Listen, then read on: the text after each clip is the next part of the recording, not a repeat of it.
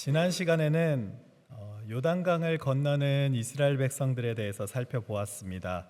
요단강이 먼저 끊어진 것이 아니라 제사장들이 믿음으로 한 걸음 걸어 들어갔을 때에 그 물이 끊어졌다라고 말씀드렸고, 이렇게 자연조차 하나님의 다스리신 가운데 하나님의 통치하심 아래 있다라고 말씀을 드렸습니다. 당시 이스라엘 백성들의 눈에는 홍해로 넘실거리는 요단강이 보이는 그 순간에도 물은 이미 그 위에서부터 끊어진 것처럼 하나님께서는 우리 눈에 보이지 않는 순간에도 이미 일하고 계신다라고도 말씀을 드렸고, 그 물이 끊어진 후에는 바로 마른 땅이 나타나서 이스라엘 백성들이 그 즉시 바로 건너갈 수 있었던 것처럼 하나님의 역사하심은 완전하시다라고도 말씀을 드렸습니다. 그리고 가장 먼저 요단강을 향해 걸어 들어갔던 제사장들이 마지막 순간까지도 요단강 한가운데서 그 자리를 지킴으로 어떤 리더십을 보여주는가에 대해서도 우리가 잠시 살펴보았습니다. 오늘은 요단강을 건넌 이스라엘 백성들에게 하나님께서 말씀해 주신 그 명령, 그 새로운 명령을 좀 살펴보면서 잠시 몇 가지 은혜를 나눠보려고 합니다. 여러분, 오늘 1절 말씀은 이렇게 시작을 합니다. 그 모든 백성이 요단을 건너가기를 마침에 여호와께서 여호수아에게 말씀하여 이르시되. 여러분 잘 보십시오. 하나님의 역사하심으로 이스라엘 백성들은 다 마른 땅을 건너서 요단강을 건너갔습니다. 그런데 여러분, 강을 건넜다고 해서 모든 일이 끝이 나는 것은 아닙니다. 요단을 건너가기를 마침에 그 다음에는 또 하나님께서 여호수아에게 새로운 말씀을 주시는 것이죠. 많은 사람들이 기적을 경험하면 이것으로 모든 것이 끝이 났다, 잘 되었다라고 생각을 합니다. 이걸로 충분해라고 생각을 하죠. 그래서 은혜를 체험하고 나면, 내 삶에 놀라운 기적을 경험하고 나면 그 자리에 멈춰버릴 때가 많이 있습니다.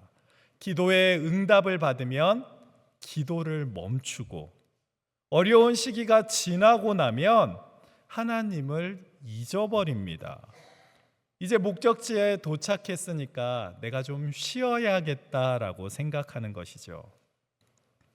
그러나 여러분, 기적은 끝이 아닙니다. 하나님께서는 기적이 완료된 그 순간에 새로운 말씀을 허락해 주십니다. 여러분, 그 말씀이 무엇입니까? 백성의 각 지파에 한 사람씩 12사람을 택하고 그들에게 요단강에서 돌을 가져오라라는 새로운 명령을 주십니다. 여러분, 이 말씀을 한번 잘 생각해 보십시오. 하나님께서는 힘센 사람 한 명 데려다가, 아니면 힘센 사람 두세 명 데려다가 거기 요단강 안에 들어가서 돌 12개 가져와 라고 말씀하시지 않으셨습니다. 여호수아야, 네가 들어가서 거기서 돌 12개 갖다가 여기 갖다 놔 라고 말씀하시지도 않았습니다. 여러분, 만약에 여호수아가 혼자 강으로 다시 들어가서 돌 12개를 가져다가 강변에 또 나중에 길갈에 세워 놓았다면 그 돌들은 여호수아 개인의 기념비는 될지 모릅니다. 그러나 하나님께서는 여호수아의 기념비를 원하시는 것이 아니라 온 이스라엘이 하나님께 영광 돌리고 찬양하는 온 이스라엘의 기념비를 쌓기를 원하셨습니다. 그래서 모든 지파가 이 일에 동참하도록 하신 것이죠. 물론 여러분, 이스라엘의 지파마다 특징이 다 있습니다. 때로는 이 지파들 사이에 사이가 안 좋기도 했고, 그로 인해 상처와 아픔이 있기도 했습니다. 그러나 여러분, 하나님께서는 모든 지파가 그 지파를 대표한 사람들이 하나씩 돌을 가져오는 것을 통해서 그들을 하나의 공동체로 묶어 주셨습니다. 각 사람이 가져온 돌들은 그 지파를 상징하지만 함께 그 돌들이 모여 있을 때는 온 민족의 기념비가 되는 것이죠. 마찬가지라는 생각이 듭니다. 우리는 각자가 다 다른 사람들입니다. 그러나 각자 서로 다른 우리가 함께 모여서 내가 옮겨야 할 돌덩이를 들고 한 자리에 모아 놓았을 때 하나님의 역사를 기억하는 그 기념비가 우리의 가정에 세워지게 되고 우리의 교회에 세워지게 되고 우리가 속한 공동체에 세워지게 되는 겁니다. 그런데 여러분, 여기서 한 가지 재미있는 사실이 있습니다. 하나님께서 12명을 택하라라고 말씀하셨는데 이 12명을 언제 택하라라고 말씀하셨는지 여러분 혹시 아십니까? 여호수아서 3장 12절 말씀을 보면 이스라엘 백성들이 요단강 가기도 전에 하나님께서 이렇게 말씀을 하시죠. 이제 이스라엘 지파 중에서 각 지파에 한 사람씩 12명을 택하라라고 말씀을 하셨습니다. 그리고 이미 요단강 건너가기 전에 이미 택해 놓으신 그 12명에게 하나님께서는 요단강을 건넌 후에 이제 들어가서 돌을 가지고 오라라고 명령을 하시는 겁니다. 원어의 문맥상 보면 이 사람들을 택한 건 강 건넌 후가 아니라 강 건너기 전에 이미 이 12명을 택했다라고 말씀을 하시는 것이죠. 여러분 한번 잘 생각해 보십시오.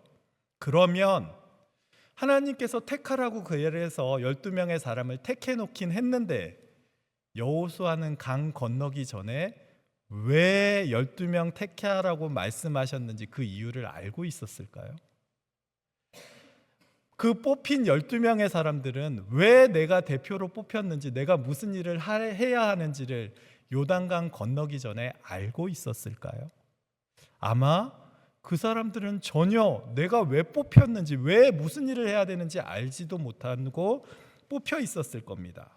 그런데 하나님께서는 이 12명을 미리 뽑아놓고 요단강을 가르신 후에 나중에 들어가서 거기서 돌을 가져올 계획을 이미 그 전에 갖고 계셨다라는 것이죠.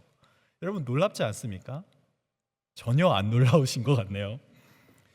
여러분 바둑을 잘 두는 사람, 체스를 잘하는 사람, 또 여러 가지 장기를 잘하는 사람과 그런 걸 잘하지 못하는 사람 가운데 어떤 차이가 있는지 아십니까? 보는 길이 다릅니다. 몇 수 앞을 내다보는가에 따라서 바둑을 잘 두는 사람과 바둑을 못 두는 사람 구별이 되게 되는 것이죠. 초보자가 보기에는 도대체 왜 여기에 왜 이걸 일로 옮겨야 하는지 전혀 이해가 되질 않습니다. 그런데 몇 수 후에는 이걸 그래서 여기 나왔구나라는 걸 깨닫게 되는 것이죠. 저와 여러분을 향한 하나님의 계획도 그렇습니다. 우리가 지금 눈앞에 넘실거리는 요단강을 바라보고 있을 때 하나님께서는 이미 강을 끊으실 계획뿐만 아니라 그 강 가운데 들어가서 돌을 가지고 나오게 하실 계획까지도 이미 다 갖고 계십니다. 지금 저와 여러분의 눈에 아무것도 보이지 않는다 할지라도 하나님께서는 이미 저와 여러분을 향한 놀라운 계획을 다 갖고 계시다라는 말이 되는 겁니다. 그러면 우리가 해야 하는 일은 무엇일까요? 하나님을 믿는 믿음으로 하나님이 인도하시는 대로 요단강을 향해 한 걸음 걸어 들어가기만 하면 됩니다. 그 믿음의 한 걸음이 우리를 향한 하나님의 예비하심을 경험하게 하는 것이죠. 이렇게 택한 12명을 택하신 다음에 하나님께서 이런 명령을 하십니다. 3절 하반절 말씀을 보시면 이렇게 말씀을 합니다. 요단 가운데 제사장들의 발이 굳게 선 그곳에서 돌 12를 택하여 그것을 가져다가 오늘 밤 너희가 유숙할 그곳에 두게 하라 하시니라고 말씀을 합니다. 이 말이 뭐냐면 돌 12개 요단강 가운데서 가져다가 그걸 너희가 오늘 머무르는 그 자리에 갖다 놔라 라고 말씀하시는 거죠. 여러분 왜 하나님께서는 돌을 요단강에서 가져다가 강 밖에 갖다 놓으라고 하셨을까요? 첫 번째 이유가 있습니다. 첫 번째 이유는 하나님께서 이 놀라운 일을 하셨다라는 것을 백성들에게 기억하게 하시기 위해서 하나님은 요단강의 돌을 강 밖으로 갖다 놓으라고 말씀하셨습니다. 여러분, 우리가 초등학교 때, 여러분 국민학교 다니실 때 배웠던 것 중에 침식작용이라는 거 있습니다.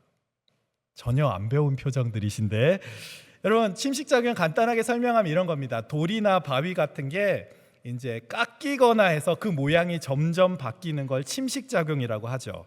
그래서 여러분, 물이 있는 곳에 돌이 있으면 그 돌이 물 때문에 점점 깎여서 날카로운 부분은 좀 둥글둥글하게 되고 그 표면도 매끄럽게 되고, 이런 것들을 설명할 때 침식작용이라고 합니다.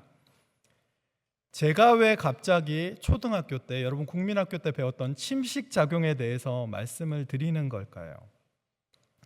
지금 하나님께서 가져오라고 하신 그 돌들이 요단강 한가운데 있는 돌이기 때문에 그렇습니다. 여러분, 그럼 요단강 한가운데 있는 돌이 어떻게 생겼을까요? 그 돌들은 침식작용을 통해서 계속해서 깎이다 보니 점점 둥그런 모양, 매끈한 모양의 돌이 되어 있을 겁니다.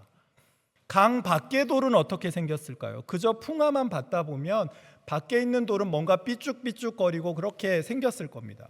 그러면 강 안의 돌들을 가져다가 강 밖에 갖다 놓으면 저 돌들은 뭐지?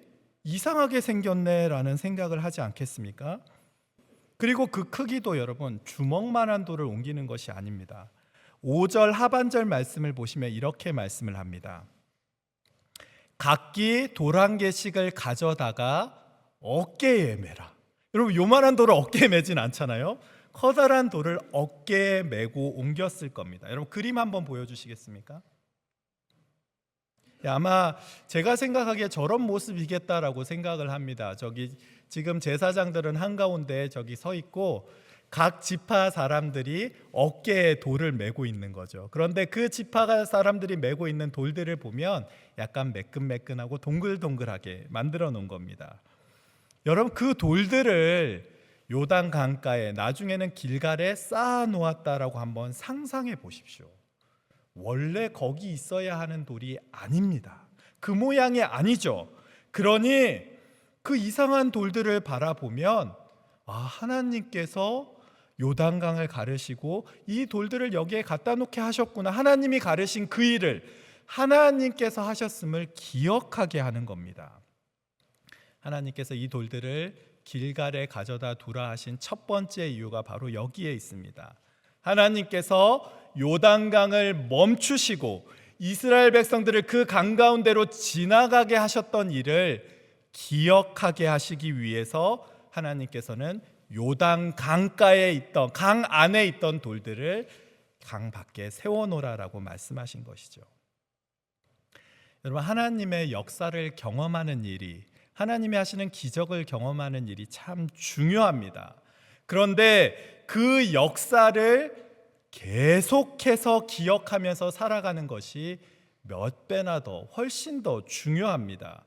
그래서 신앙은 매 순간 내 삶에 기적이 일어나는 것이, 그게 신앙이 아니라 하나님께서 내 삶에 이루셨던 그 기적을 기억하며 매일매일을 살아가는 것, 그것이 바로 신앙입니다. 여러분, 사무엘상 7장을 보시면 이스라엘 백성들과 블레셋 사람들이 싸우는 이야기가, 그 장면이 기록이 되어 있습니다. 그 전쟁에서 이스라엘 백성들이 승리한 후에 사무엘이 어떤 일을 하는지 아십니까? 사무엘이 돌을 하나 갖다가 그 돌을 하나 세워 놓습니다. 그 돌의 이름이 여러분도 너무나 잘 아시는 에벤에셀이라는 돌입니다. 도움의 돌. 하나님께서 여기까지 우리를 도우셨다라는 말이 에벤에셀입니다. 그런데 여러분, 그 돌은 하나님께서 여기까지만 도우셨다라는 의미가 아니라 하나님께서 여기까지 도우셨고 지금도 돕고 계시고 앞으로도 그 돌을 볼 때마다 하나님께서 우리를 도우실 것을 바라는 돌인 되는 것이죠. 오늘 본문에 나오는 길갈의 12돌도 마찬가지입니다. 12돌을 바라볼 때 하나님께서 요단강을 건너게 하셨을 뿐 아니라 그 돌을 바라보며 지금 우리와 함께 하시는 하나님을 생각하는 것이고, 이제는 여리고성 가나안 땅을 향해 점령해 나갈 때도 그 돌을 바라보며 함께 하시는 하나님을 기억하고 담대하게 나아가라 말씀하시는 것이죠. 지금 저와 여러분의 삶도 마찬가지입니다.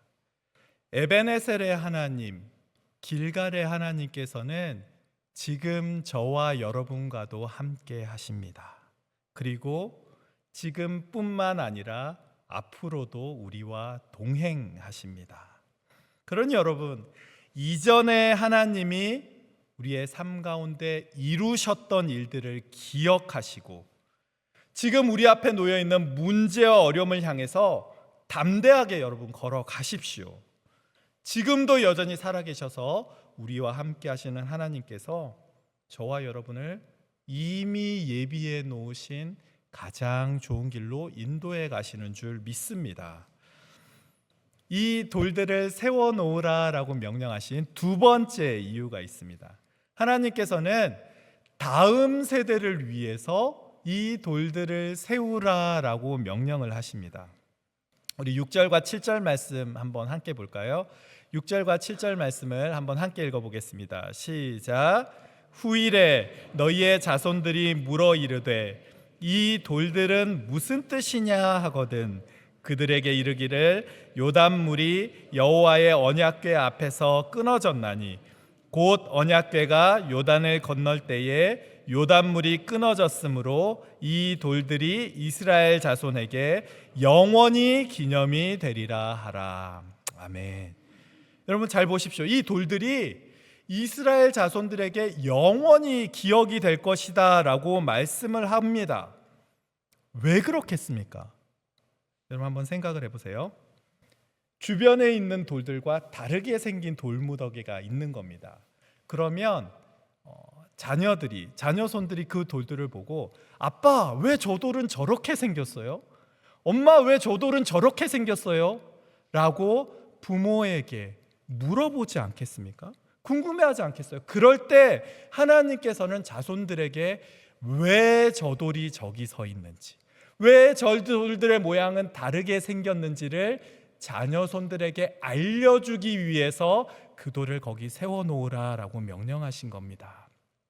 하나님께서 요단강을 가르시고 요단강을 멈춰놓으시고 우리를 건너가게 해주셨어.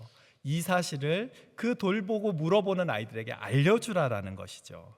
여러분 하나님의 말씀, 하나님의 역사하심은 나만 보고 끝나는 것이 아니라 우리 자녀손들에게 물려줄 수 있어야 합니다. 신앙은 나 혼자에서 끝나는 것이 아니라 전수되어야 하는 것이죠. 이스라엘 백성들이 출애굽할 때 보시면 하나님께서 이집트에게 여러 가지 재앙을 내리십니다. 그리고 마지막 재앙을 내리셨죠. 여러분 그 마지막 재앙이 뭔지 아십니까? 10번째 재앙. 굉장히 어려운 질문을 드려서 장자의 죽음이었습니다. 그죠? 장자가 다 죽었죠. 그런데 양의 피를 문설주에 발랐던 그 이스라엘 백성들의 집은 장자가 죽지 않고 넘어갔습니다. 패스오버 했죠. 그래서 그날을 기억하기 위해서 하나님께서는 이스라엘 백성들에게 유월절을 지키라라고 말씀을 하십니다. 그런데 여러분 출애굽기 12장 14절 말씀을 보시면 하나님께서 구체적으로 이렇게 말씀을 하십니다. 너희는 이 날을 기념하여 여호와의 절기를 삼아 영원한 규례로 대대로 지킬지니라. 여러분 보십시오. 하나님께서는 대대로 유월절을 지키라라고 말씀을 하십니다. 왜 그렇습니까? 유월절을 대대로 지키다 보면 또 자녀손들이 물어볼 거 아니에요. 오늘 왜 우리는 유월절을 지키는 거죠? 물어보면 알려주라는 거예요. 유월절을 지키는 이유가 출애굽의 마지막 재앙이 그거였고 그때 하나님께서 우리를 지키셨어라는 것을 자녀손들에게 알려주고 그들에게 신앙을 갖게 계속해서 알려주기 위해서 대대로 지키라라고 말씀을 하시는 것이죠. 출애굽기 16장에 보면 출애굽한 이스라엘 백성들이 광야에서 불평하는 내용이 나옵니다. 먹을 것이 없다라고 불평을 하죠. 하나님께서는 이스라엘 백성들에게 만나를 주십니다. 그런데 만나를 이스라엘 백성들에게 주시면서 하신 말씀이 있습니다. 출애굽기 16장 34절 말씀을 보시면 이렇게 말씀을 합니다. 이것을 오멜에 채워서 너희의 대대 후손을 위해서 간수하라 라고 말씀을 하세요. 왜냐하면 이는 내가 너희를 애굽 땅에서 인도하여 낼 때에 광야에서 너희에게 먹인 양식을 그 후손들에게 보여주기 위함이다 라고 말씀을 하십니다. 보십시오. 하나님께서 만나를 간수하라 라고 말씀하신 이유도 동일합니다. 대대 후손을 위해서 그들에게 보여주고 그들이 보면서 하나님의 하신 일들을 기억하게 하기 위해서 그 일들을 하신 것이죠. 광야에서는 만나로 먹이신 것을 다음 세대가 기억하게 하기 위해서 하나님께서는 만나가 든 항아리를 법궤 안에 넣어 놓으라라고 말씀하셨습니다. 오늘 저와 여러분이 반드시 기억해야 하는 사실이 여기에 있습니다. 여러분, 신앙은 자동적으로 유전이 되는 것이 아닙니다. 부모가 신앙생활 잘한다고 해서 무조건 그 자손들이 신앙이 좋은 것도 아닙니다. 여러분 잘 아시는 것처럼 엘리는 이스라엘의 대제사장이었습니다. 그런데 그의 아들 홈니와 비느하스는 행실이 나쁘고 여호와를 멸시하는 사람들이었습니다. 여러분 너무나 잘 아시는 사무엘은 얼마나 훌륭한 선지자였습니까? 그런데 그의 두 아들 요엘과 아비야는 뇌물을 받고 판결을 굳게 하는 사람들이었습니다. 여러분 잘 보십시오. 신앙은 자동적으로 유전되는 것이 아니라 전수되어지는 겁니다. 그럼 여러분 우리가 신앙을 잘 전수하기 위해서 우리가 해야 하는 일이 무엇일까요? 여러분 의도를 가지고 자녀손들을 향해 가르쳐 주셔야 합니다. 여러분 언어를 한번 생각해 보세요. 이민 2세들이 부모의 모국어를 자꾸 잃어버리는 이유가 무엇입니까? 부모가 의도적으로 가르쳐 주지를 않으면 자녀들은 자연스럽게 그 언어 다 까먹고 잊어버립니다. 그래서 부모 세대가 자녀손들에게 모국어를 열심히 가르치는 것이죠. 신앙도 마찬가지입니다. 우리가 단지 교회에 데려오는 것만으로 충분하지 않습니다. 때로는 밥을 먹으면서, 때로는 차 안에서, 때로는 삶의 자리에서 자녀들이 물을 거 아니에요. 아빠는 왜 교회 가세요? 이 돌들이 무엇이죠? 이렇게 물어보는 일들이 있을 때에 부모 세대가 자녀 세대에게 신앙의 이야기를 해주어야 하는 겁니다. 그래서 여러분 신명기 6장 6절과 7절 말씀을 보시면 이렇게 말씀을 합니다. 이 말씀을 너는 마음에 새기고 너의 자녀에게 부지런히 가르치며 집에 앉았을 때든지 길을 갈 때든지 누워 있을 때든지 일어날 때든지 이 말씀을 강론하라라고 말씀을 하시는 거죠. 여러분 부지런히 가르치셔야 합니다. 지금 우리는 우리의 자녀손들을 위해서 무엇을 가르치며 살고 계십니까? 학업도 중요하고 성적도 중요합니다. 그러나 무엇보다 먼저 우리의 믿음과 우리의 신앙을 전수함으로 우리의 다음 세대들이 우리보다 더 주님을 사랑하는 세대, 다른 세대가 되는 것이 아니라 우리의 다음 세대가 될 수 있기를 여러분 주님의 이름으로 간절히 축복합니다. 돌들을 세워놓은 세 번째 이유가 있습니다. 하나님께서는 이 돌들을 바라보면서 하나님께 감사하게 하기 위해서 이 돌들을 세워놓으라라고 말씀하십니다. 여러분 혹시 갑자기 배가 아파 보신 적 있으십니까? 한 5분만 더 가면 집에 도착하는데 배가 너무 아파 보신 적 있으세요? 5분만 참으면 되는데 그러면 집에 들어갈 수 있는데 배가 너무 아프면 그러면 어떻게 하는지 아십니까? 갑자기 기도를 시작합니다. 하나님, 제가 조금만 더 참게 해주시면, 하나님, 제가 5분만 더 참아서 집에 들어가기만 해주시면 제가 더 열심히 신앙생활 하겠습니다. 땀을 뻘뻘 흘리면서 기도를 하죠. 가끔 기도하시다가 너무 급해서 서원을 하시는 분들도 계십니다. 하나님, 제발 5분만 참게 해주시면. 그렇게 간절하게 기도하는 기도가 없습니다. 그런데 그 5분의 시간이 지나고 집에 도착해서 화장실에 들어가면 어떻게 됩니까? 갑자기 우리의 몸과 마음에 평안함이 임하기 시작합니다. 내가 좀 전에 무슨 기도를 했는지, 내가 좀 전에 하나님께 어떤 서원을 했는지 다 잊어버리죠. 여러분, 그 이유가 무엇입니까? 이제 내 삶의 문제가 해결이 되었으니까요. 그래서 우리나라 속담 가운데 화장실 갈 때 마음과 올 때 마음이, 나올 때 마음이 다르다라는 속담도 있지 않습니까? 여러분, 가만히 보니 미국에도 같은 의미를 가진 속담이 있는 것 같아요. Danger past, God forgotten. 위험이 지나고 나면 신은 잊혀지고 만다라는 거죠. 왜 이런 속담들이 있겠습니까? 누구나 문제 앞에서는 하나님의 도우심을 간절하게 구하지만 막상 그 문제가 해결이 되고 나면 도와주신 하나님을 다 잊어버리기 때문에 그렇습니다. 눈앞에 있는 요단강 앞에서는 하나님, 이 요단강만 건너가게 해주시면, 하나님, 우리 자녀가 좋은 대학만 들어가게 해주시면, 하나님, 제가 좋은 직장만 갖게 해주시고 이 질병만 치료해 주시고 이 문제만 해결해 주시면 제가 정말 하나님 앞에서 신실하게 살겠습니다 라고 다짐을 하지만 막상 그 문제가 해결이 되어지고 내가 눈앞에 요단강을 건너가고 나면 문제 앞에서 했던 다짐과 기도는 다 사라져버리는 것이죠. 여러분, 이것은 이상한 일이 아닙니다. 이것이 바로 인간의 본성입니다. 그래서 하나님께서는 이 사실을 너무나 잘 아시기에 길갈에 12개의 돌을 세워놓고 그 돌들을 바라보면서 하나님께서 역사하신 그 일을 기억하며 감사하라라고 말씀하시는 겁니다. 여러분, 그럼 우리가 왜 감사해야 할까요? 하나님께서 감사를 받고 싶으셔서 야, 니네들 그 돌 볼 때마다 감사해 감사해 그렇게 말씀하시는 게 아니죠.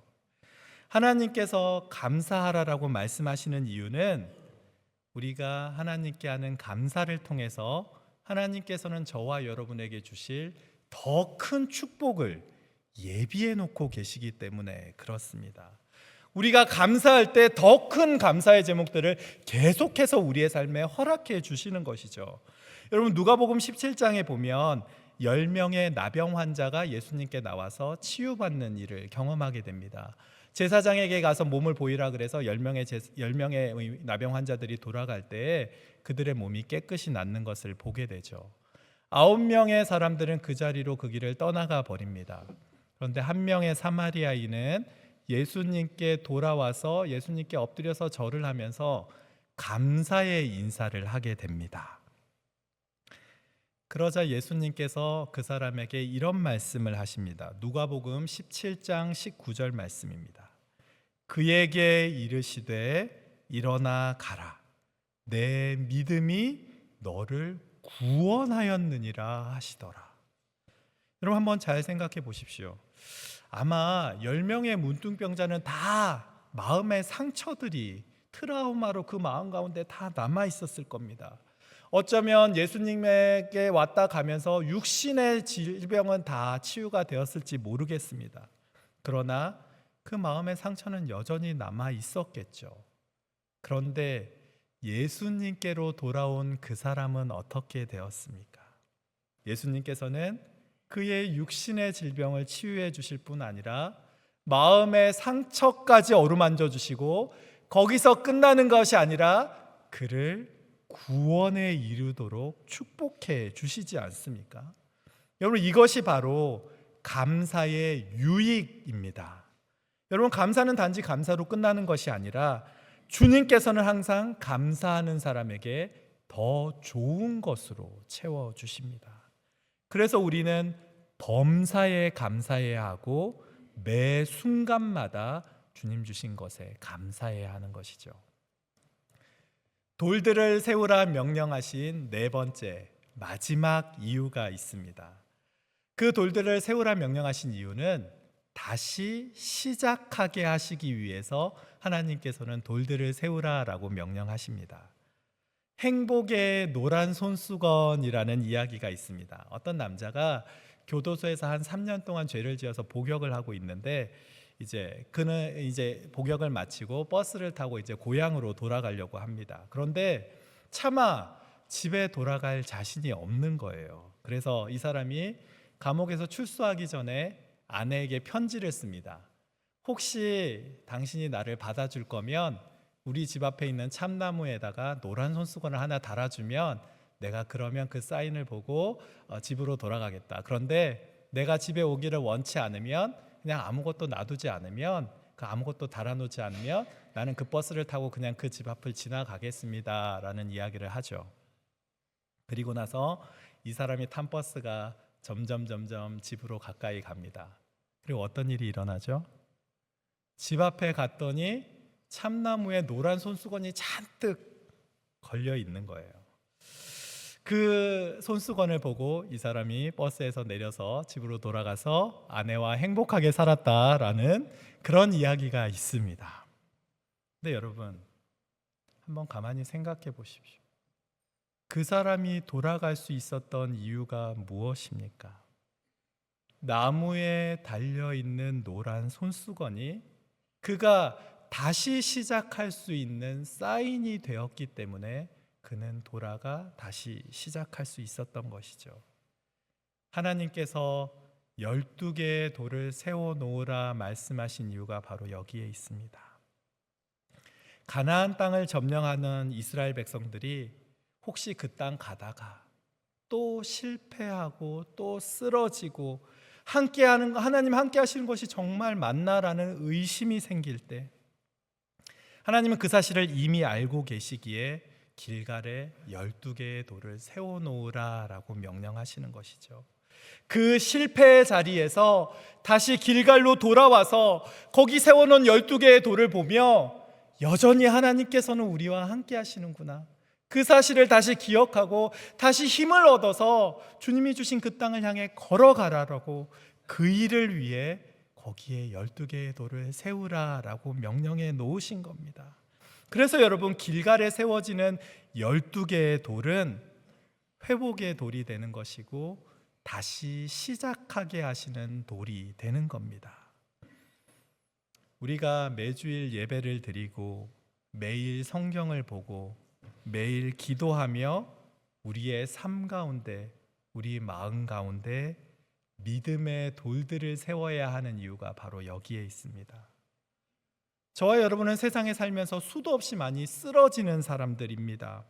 직장에서는 상사에게 치이기도 하고, 사회에서는 관계로 인해서 스트레스를 받기도 하고, 매일매일 경영하는 비즈니스가 어려워서 힘들어하기도 하고, 때로는 자녀들의 삶으로 인해서, 육신의 질병으로 인해서 쓰러질 때가 참 많이 있는 사람들입니다. 우리가 때로는 담대하게 요단강을 향해 한 걸음 걸어 들어갈 때도 있지만 그저 요단강 곁에 앉아서 쉬고 싶을 때도 있고, 때로는 아이성 앞에서 실패하고 낙심해서 돌아올 때도 있습니다. 그런 연약한 저와 여러분의 모습을 바라보면 우리는 참 답답하다라는 생각을 갖게 됩니다. 그럴 때 우리가 해야 하는 일이 무엇입니까? 내 마음에 새겨놓은 12개의 돌, 하나님께서 내 삶에 이미 이루어졌던 놀라웠던 길들, 그 요단강의 12돌을 여러분 다시 기억하십시오. 그리고 이전에 내 삶을 도우셨던 하나님께서 지금 나와 함께 하시고 계속해서 나를 도우실 것이다라는 사실을 믿고 다시 시작하시면 되는 겁니다. 말씀을 마치겠습니다. 지금 여러분은 어디에 머물러 계십니까? 지금 여러분은 어디를 향해 걸어가고 계십니까? 어떤 분들은 지금 요단강을 향해 믿음으로 한 걸음 걸어 들어가시는 분도 계실 것이고, 어떤 분들은 요단강 한가운데서 가장 위험한 장소에서 그 자리를 지키며 살고 계시는 분들도 계실 것이고, 어떤 분들은 요단강을 건너 이제 여리고를 향해, 또 어떤 분들은 아이성에서 실패하고 낙심하며 계실지도 모르겠습니다. 우리 각자가 놓여 있는 상황과 환경은 다 다를 수 있습니다. 그러나 여러분, 우리가 어디에 있든지, 우리가 어떤 상황에 처해 있든지, 그 모든 자리에서 그 모든 순간에 우리와 함께 하시고 우리와 동행하시는 그 하나님 기억하실 수 있기를 바랍니다. 이미 우리에게 주신 예수 그리스도의 십자가를 기억하시고, 내가 너를 사랑한다고, 내가 너를 세상 끝날까지 사랑하고 함께 하겠다고 약속해 주셨던 그 말씀들을 기억하시고, 그 약속의 말씀을 붙잡고 그 약속의 말씀들을 내 삶의 돌들로 삼아서 끝까지 주님이 주신 길을 담대하게 걸어가시는 그런 저와 여러분의 삶이 다 되시기를 주님의 이름으로 간절히 축복합니다.